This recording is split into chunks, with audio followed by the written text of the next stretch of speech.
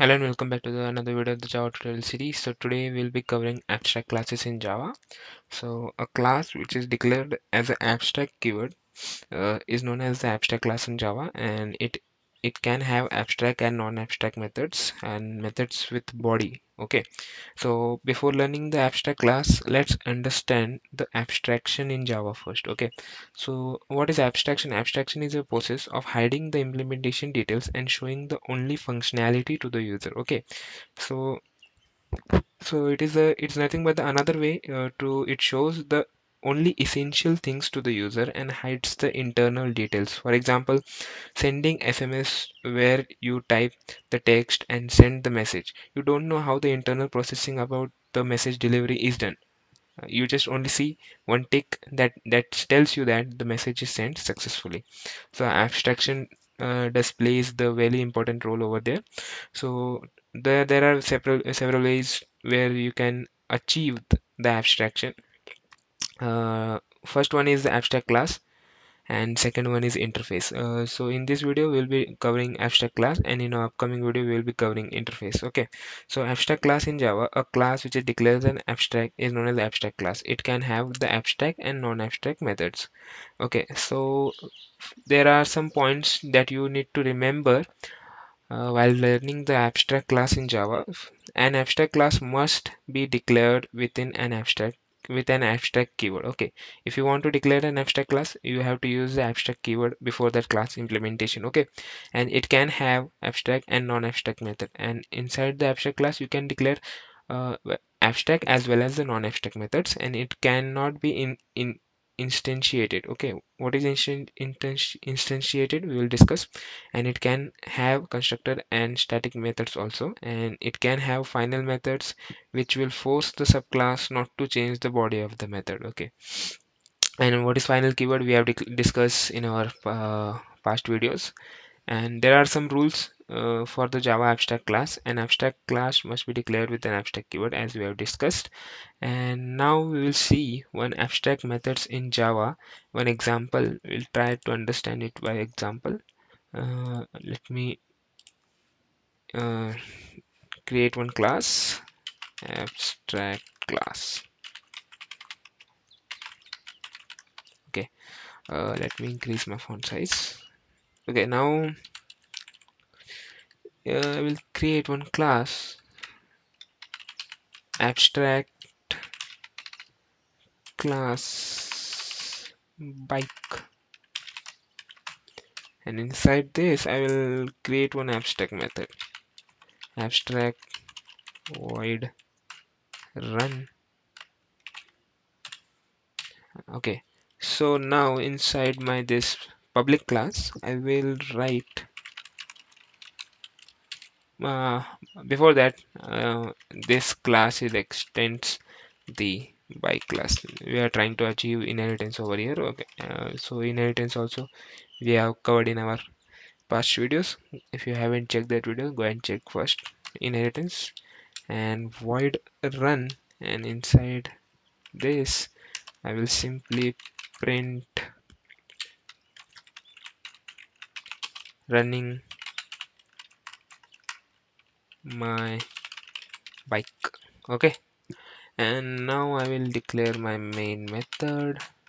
Now inside this I will create one object of that bike class obj1, which is okay, not Honda, it's abstract class. And now if I try to call that run method over here,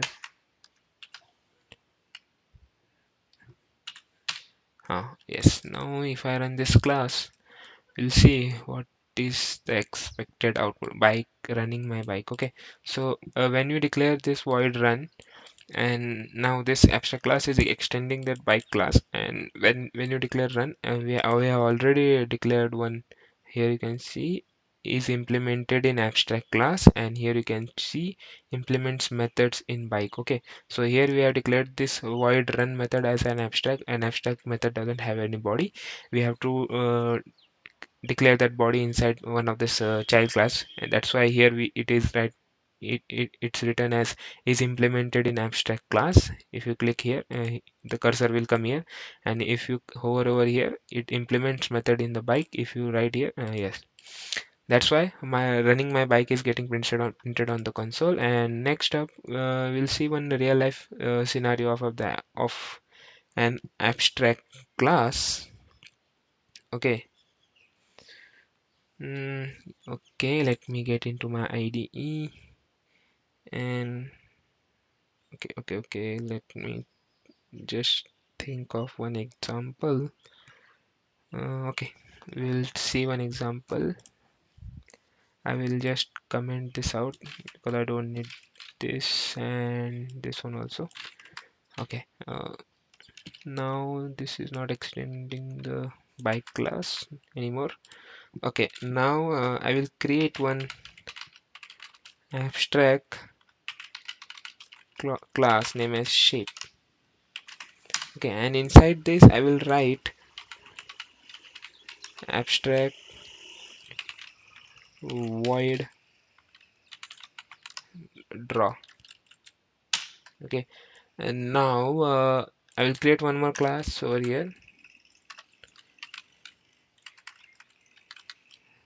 Sorry, class rectangle, which is extends the class shape, and inside this class I will write the implementation part of that uh, draw method, and I will simply print what should I print? Rectangle is drawing. And okay, and now if I come inside my public class and I will write my main method. Okay, and inside my main method I will create one variable of the shape class obj1 by referencing to the rectangle. Okay, and now inside this I will write obj1 dot draw. Okay, and now if I run this, rectangle is drawing. Okay, so this is one real life scenario. You can create one shape class, and you can write a number of the rectangle is there, square is there, triangle is there, and you can try to implement that method inside that same different classes with a different implementation, and you can call those methods inside the public class using the object of that respective classes. Okay, and now when we will see example of the class having constructor, data members, and methods. Okay, so first of all, let me clear this first previous example. Okay, now I have to clear this also. Okay, now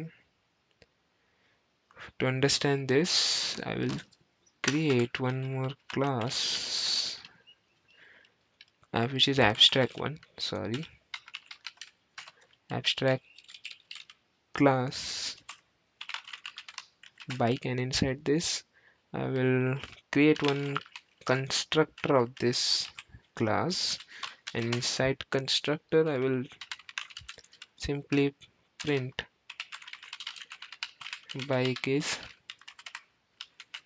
created. Okay, and out after that I will create one abstract method, abstract void run, and I will create one non-abstract method also, void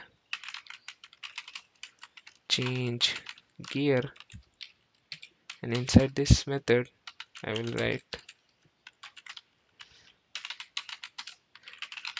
gear changed. Okay, and now I will create one more class any BMW random extends the bike class, and now inside this I have to implement. Here you can see it showing some errors. What is the error? BMW class must be either declared the abstract or implement the abstract void run method in the bike, because when we declared a method as an abstract, we have whenever that class is inherited by any of its subclasses, then the implementation of those abstract methods should be there inside the child classes. So we have to implement this run method inside this. Okay, now in if I write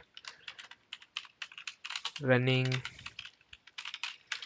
safely, okay, and this is pretty much about this, and inside this I will create one object of the bike class. Bike obj1 is equals to new BMW. Okay, and after that I will write obj1 dot run and obj1 dot change gear.